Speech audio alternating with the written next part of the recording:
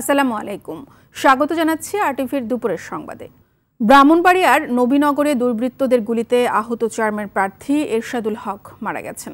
গেল রাতে গুলিবিদ্ধ হয়ে আহত হওয়ার পর ঢাকায় নেওয়ার পথে মারা যান তিনি।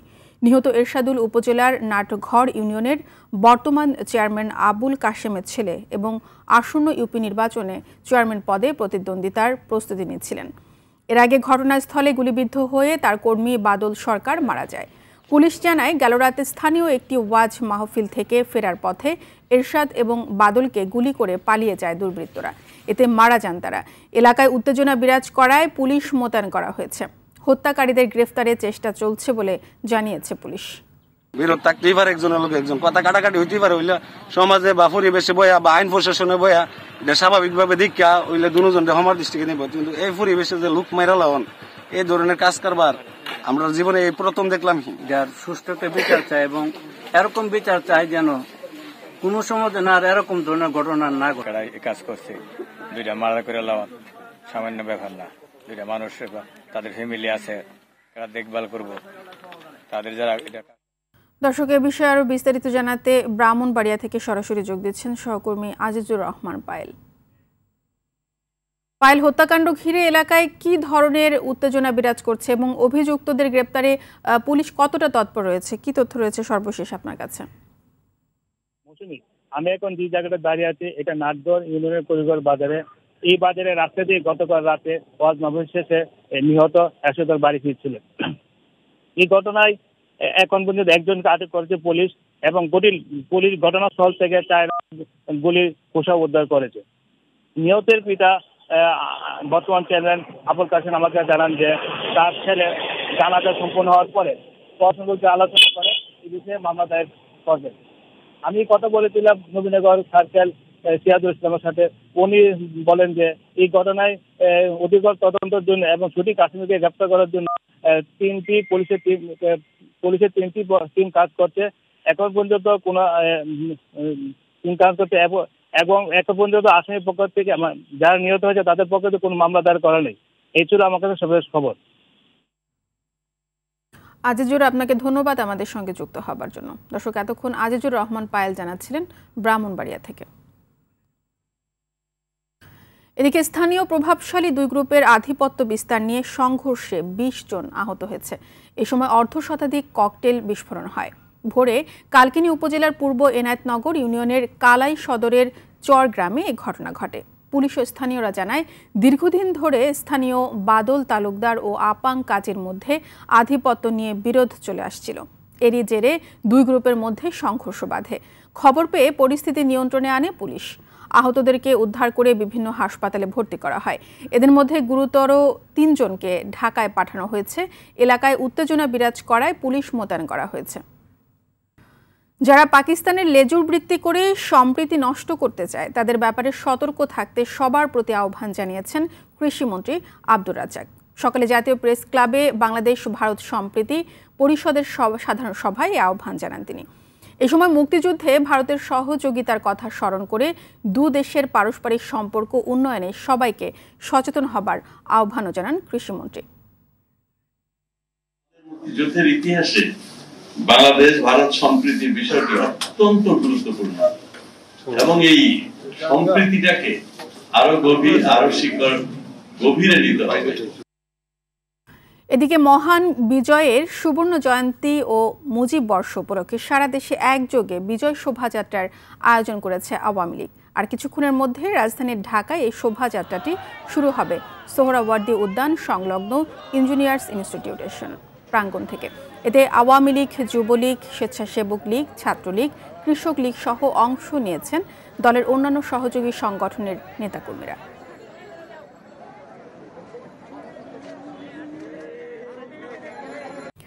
দর্শক, এই মুহূর্তে রাজধানীর ইঞ্জিনিয়ার্স ইনস্টিটিউশন এলাকায় আছেন সহকর্মী রায়হান শোভন। সরাসরি চলে যাচ্ছি সেখানে।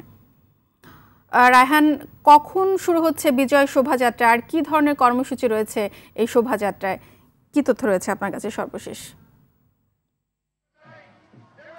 মৌসুমী, এখানে কিন্তু মানুষের ঢল নেমেছে। বেলা 2টা থেকে এই বিজয় শোভাযাত্রা শুরু হওয়ার কথা থাকলেও তার কিছুটা আগে থেকে 12টা থেকে কিন্তু এখানে নেতাকর্মীরা ভিড় শুরু করেছে। বিভিন্ন ইউনিটের নেতাকর্মীরা কিন্তু এখানে এসে জড়ো হয়েছে এবং বেলা 2টায় কিন্তু এই যে বিজয় র্যালি সেটা কিন্তু রাজধানী ইঞ্জিনিয়ার ইনস্টিটিউট থেকে শুরু হয়ে মিরপুর রোড হয়ে এলিফ্যান্ট রোড হয়ে বঙ্গবন্ধু ভবনে কিন্তু গিয়ে পুষ্পস্তবক অর্পণের মাধ্যমে এই বিজয় র্যালি শেষ হওয়ার কথা আছে। বিজয়ের যে 50 বছর উদযাপন এবং বঙ্গবন্ধুর জন্মশতবার্ষিকী উপলক্ষে কিন্তু এই বিজয় র্যালি আয়োজন করেছে আওয়ামী লীগ। এখানে কিন্তু আওয়ামী লীগের বিভিন্ন নেতাকর্মী, কৃষক লীগ, যুবলীগ, ছাত্রলীগ এবং বিভিন্ন তাদের যে সংগঠন আছে বিভিন্ন সংগঠনের নেতাকর্মীরা কিন্তু জড়ো হয়েছে এবং বিভিন্ন বাদ্যযন্ত্র নিয়ে তারা কিন্তু এই শোভাযাত্রায় অংশ নিয়েছে। তারা কিন্তু এই শোভাযাত্রাটি এখান থেকে শুরু করে ধানমন্ডি 32 নাম্বারে গিয়ে শেষ করবে। এরই মধ্যে কিন্তু কানায় কানায় ভরে গিয়েছে রাজধানী ইনস্টিটিউট এলাকা, আশপাশের বিভিন্ন এলাকায় এখনো কিন্তু ছোট ছোট যানবাহন এবং বাসে করে কিন্তু নেতাকর্মীরা আসছে। বেলা 2টার দিকে কিন্তু এই শোভাযাত্রাটি শুরু হবে। এরই মধ্যে আওয়ামী লীগের বিভিন্ন নেতাকর্মীরা এখানে এসেছেন। তথ্যমন্ত্রী এখানে উপস্থিত হয়েছেন, মাহবুবুল আলম হানিফ উপস্থিত হয়েছেন, এছাড়া বেশ কয়েকজন নেতাকর্মী কিন্তু উপস্থিত হয়েছেন এখানে। তো এখানে সবাইকে উপস্থিত হয়ে জড়ো হওয়ার কথা রয়েছে এবং বেলা ঠিক 2টার মধ্যে কিন্তু এই যে বিজয় র্যালি সেই বিজয় র্যালিটি কিন্তু এখান থেকে শুরু হবে এবং ধানমন্ডি 32। রায়হান, আপনাকে ধন্যবাদ আমাদের সঙ্গে যুক্ত হওয়ার জন্য। দর্শক, এতক্ষণ আওয়ামী লীগ আয়োজিত বিজয় শোভাযাত্রা থেকে যুক্ত ছিলেন সহকর্মী রায়হান শোভন। আগামীকাল সম্পাদন হচ্ছে মালয়েশিয়ায় শ্রমিক পাঠানো বিষয়ক চুক্তিসই। রাজধানীর বঙ্গবন্ধু আন্তর্জাতিক সম্মেলন কেন্দ্রে আন্তর্জাতিক অভিবাসন দিবস 2021 উপলক্ষে আয়োজিত অনুষ্ঠানে এমনটা জানিয়েছেন প্রবাসী কল্যাণ ও বৈদেশিক কর্মসংস্থান মন্ত্রী ইমরান আহমেদ। একই অনুষ্ঠানে প্রবাসীদের হয়রানি কমাতে নানা রকম উদ্যোগের পাশাপাশি বিমান ভাড়া কমানোর চেষ্টা চলছে বলে জানিয়েছেন পররাষ্ট্রমন্ত্রী AK আব্দুল মোমেন। কি বলে, নতুন না, এটা পুরান মার্কেট, বাট এটাকেও আমরা খোলার কিন্তু একটা উদ্যোগ নিয়েছি। আমি ইনশাল্লাহ আজকে রাত্রে যাব মালয়েশিয়াতে, সেখানে গিয়ে কালকে একটা দস্তখত হবে MOU আশা করা যায়।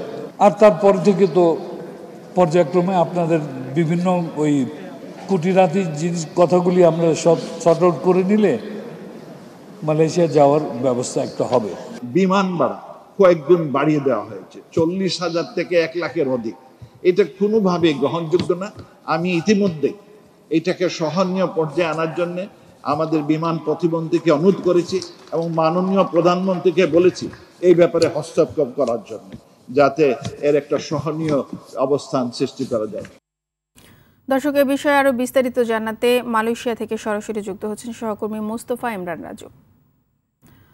রাজু, শ্রমবাজার উন্মুক্ত হওয়ার ফলে বাংলাদেশিদের জন্য কি ধরনের সুযোগ সুবিধা বাড়তে পারে এ বিষয়ে জানাবেন এবং প্রবাসী বাংলাদেশিরা বিষয়টি আসলে কিভাবে দেখছেন?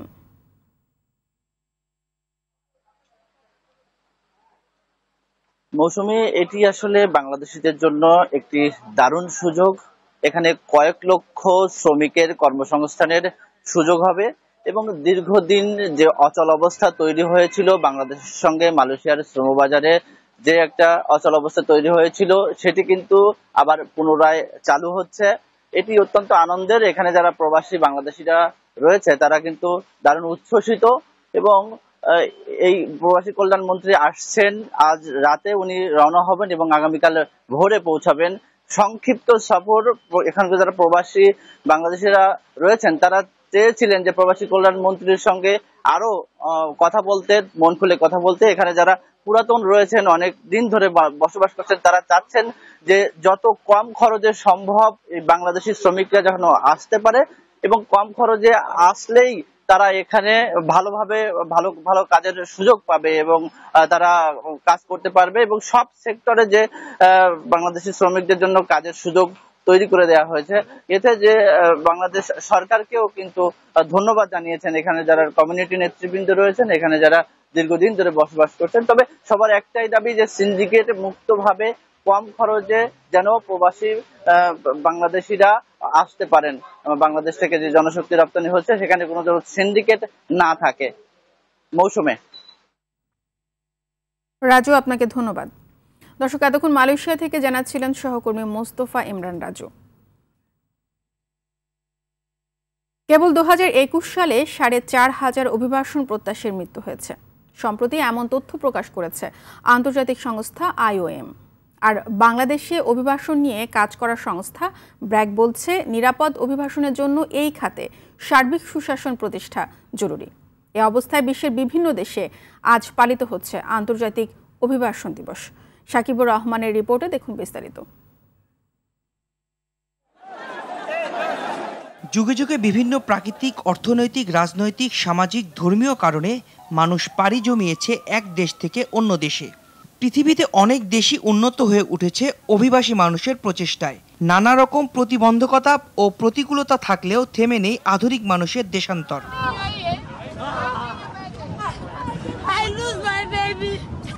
এর মধ্যে অভিবাসীদের মৃত্যু বেড়েছে উল্লেখযোগ্যভাবে।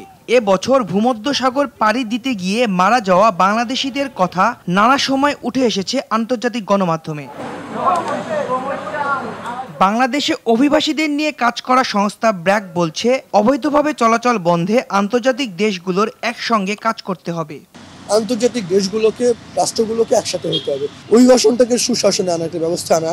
এইটা যে দেশ কর্মী পাঠাচ্ছে, যে দেশ নিচ্ছে, দুই পক্ষের দায়িত্ব, এবং সবাই মিলে কিন্তু এটা আমাদেরকে দায়িত্বশীল একটা জায়গায় পৌঁছাতে হবে। দালাল চক্র বা দেশের মধ্যে পাচারকারী গড়ে উঠেছে, তাদের বিরুদ্ধে ব্যবস্থা নেওয়া। হঠাৎ করে এমন না যে কাল থেকে কিছু লোক মারা গেল, পরের দিন আমাদের আইন শৃঙ্খলা ঝাঁপিয়ে পড়লে আবার সারা বছর খবর নেয়। এটা হলে চলবে না। যাদের রেমিটেন্সের টাকায় দেশের অর্থনীতির চাকা সচল থাকছে, সেই যোদ্ধাদের কথা চিন্তা করছে সরকার। যদিও প্রবাসী কল্যাণ ও বৈদেশিক কর্মসংস্থান মন্ত্রী বললেন, দালালদের দৌরাত্ম্য ঠেকাতে সব ধরনের ব্যবস্থা নেওয়া হয়েছে। যে চাকরিতে যাই, ওই চাকরি থেকে আমরা কিন্তু পট করে বদলানোর চেষ্টায় চলে যাই। হয়তো চাকরি থেকেও বদলালাম আর দেশ থেকেও বদলে দিলাম। এটাই হলো আমাদের সবচেয়ে বড় সমস্যা। আর এটা আমাদের নিয়ন্ত্রণ বা একটা সিস্টেমে না আনলে এটা কিন্তু আমাদের পুরো দেশের জন্য একটা সমস্যা দাঁড়িয়ে যায়। আমাদের যা দেখার দায়িত্ব আছে, ম্যাক্সিমাম যত সুবিধা শ্রমিকদের জন্য আমরা যদি ওখান থেকে বাইর করতে পারি, এটা ইনশাল্লাহ আমরা চেষ্টা করব। বিপর্যয়, সংঘাত এবং সহিংসতার কারণে অভ্যন্তরীণ বাস্তুচ্যুতি নাটকীয়ভাবে বেড়েছে। এ অবস্থায় অসহায় মানুষের নিরাপদ অভিবাসন নিশ্চিত করাই এখন সবচেয়ে বড় চ্যালেঞ্জ। সাকিবুর রহমান, RTV, ঢাকা। টানা ছুটিতে কক্সবাজার সহ দেশের বিভিন্ন পর্যটন স্পটে কয়েক লাখ পর্যটকের সমাগম হয়েছে। ধারণ ক্ষমতার চেয়ে বেশি পর্যটক আসায় দুর্ভোগে আছেন তারা। কক্সবাজারের কয়েকশো হোটেল মোটেলে তিল ধারণের ঠাঁই নেই।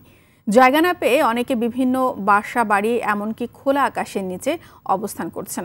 খাবারের জন্য কয়েক গুণ টাকা গুনতে হচ্ছে তাদের। প্রাকৃতিক সৌন্দর্যের লীলাভূমি পটুয়াখালীর কুয়াকাটার সমুদ্র সৈকতেও ঢল নেমেছে পর্যটকদের।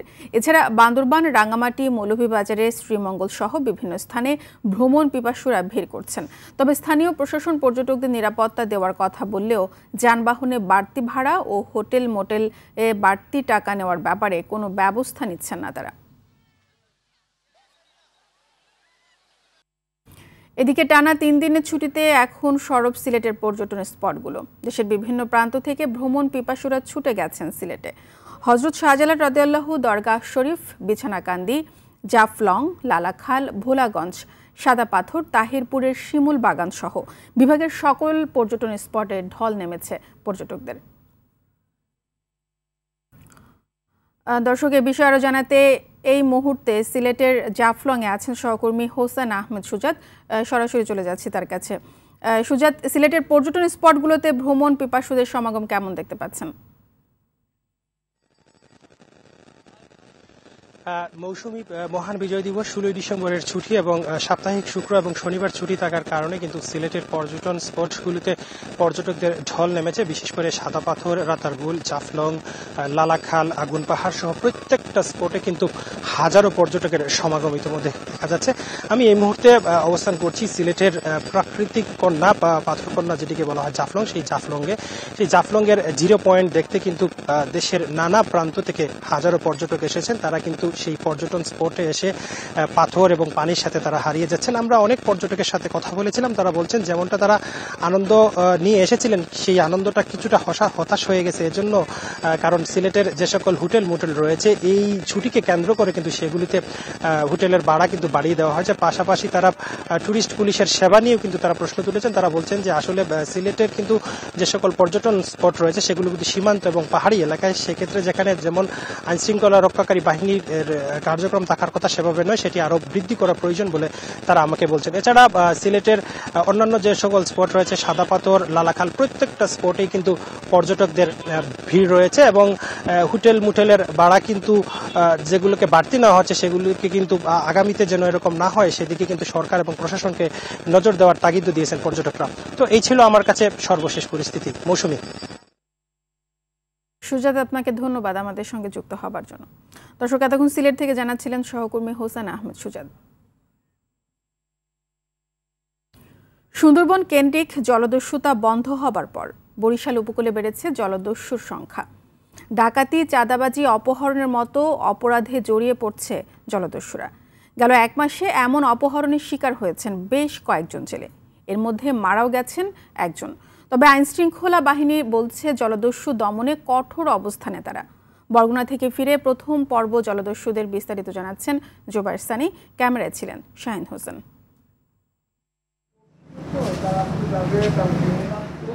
রাজধানী থেকে প্রায় ৩০০ কিলোমিটার দূরত্বের জনপদ বরগুনার পাথরঘাটা।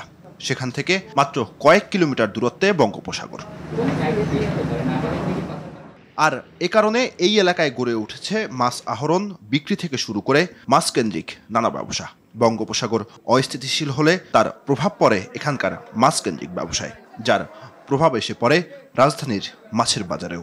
বর্তমানে মাঝখানে ধরে আবার সেই জলদস্যু উৎপত্তি শুরু হয়েছে।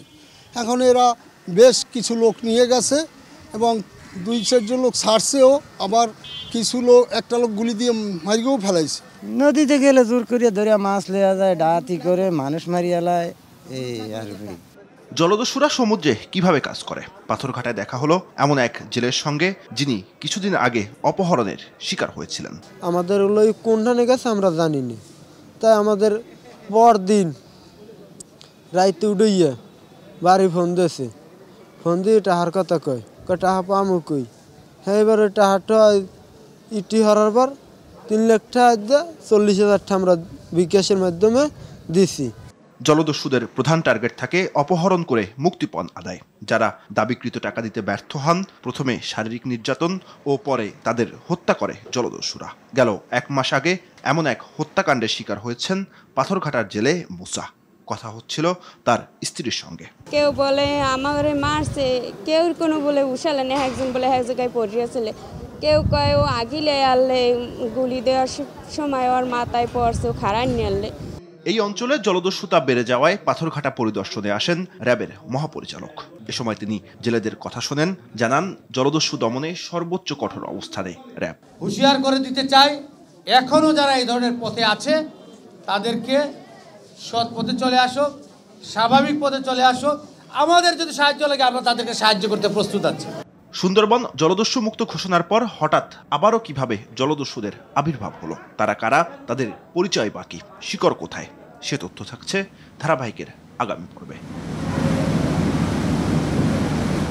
জুবায়ের সানি, RTV, পাথরঘাটা, বরগুনা। আগামীকাল থেকে করোনার বুস্টার ডোজ টিকা কার্যক্রম শুরু হবে বলে জানিয়েছেন স্বাস্থ্যমন্ত্রী জাহিদ মালিক। দুপুরে মানিকগঞ্জ সদর উপজেলার মেধাবী শিক্ষার্থীদের জন্য বৃত্তি, দরিদ্রদের মাঝে ঢেউটিন ও শীতবস্ত্র বিতরণ অনুষ্ঠানে তিনি কথা বলেন। এ সময় তিনি বলেন, ঢাকার মহাখালী BCPSA প্রতিষ্ঠানে কাল উদ্বোধন করা হবে এই কার্যক্রম। শুরুর দিকে বয়স্ক ও ফ্রন্ট লাইনাররা পাবেন এই টিকা। জেলা প্রশাসক মোহাম্মদ আব্দুল লতিফ, অতিরিক্ত পুলিশ সুপার হাফিজুর রহমান, সদর উপজেলা নির্বাহী কর্মকর্তা মোহাম্মদ ইকবাল হোসেন সহ সংশ্লিষ্টরা এ সময় উপস্থিত ছিলেন।